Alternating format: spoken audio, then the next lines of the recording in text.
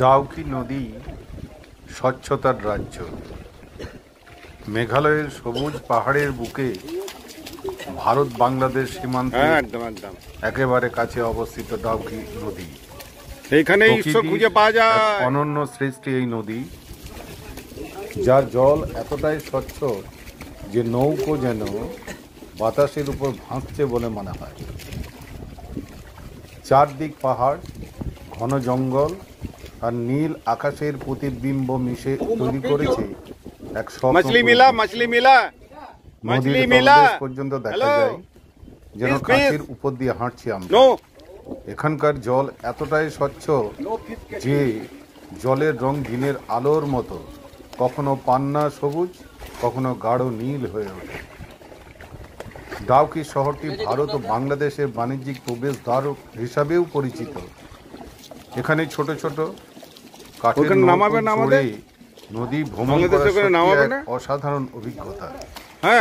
নৌকো বেয়ে যেতে যেতে দূরে দেখা মেলে ভাসমান মাছ ধরার দৃশ্য আর পাহাড়ি গ্রামগুলোর শান্ত পরিবেশ।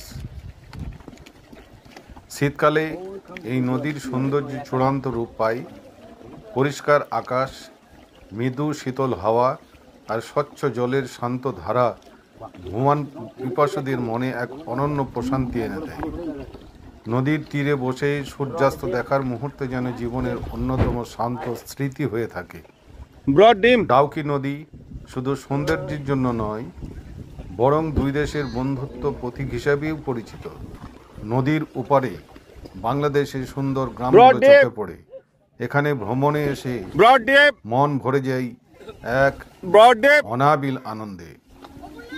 প্রকৃতির এই স্বচ্ছ কাঁচের যেন আমাদের শেখায়, প্রকৃতি যখন নিখুঁতভাবে নিজের রূপ ধরে তখন মানুষের কাছে শুধু তাকে সম্মান জানানো। ডাউকি নদী সেই সৌন্দর্যেরই এক জীবন্ত উদাহরণ। আপনি যদি মেঘালয়ে আসেন, এই নদীর কোলে কিছুক্ষণ সময় কাটানো হবে আপনার জীবনে অমূল্য অভিজ্ঞতা। এই এখানে আমি জলে হাত দেবো,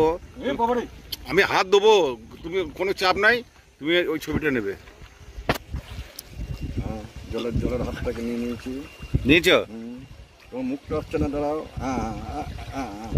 ঠিকঠাক নাও, নাহলে দরকার হলে আমার ক্যামেরা থেকে নাও।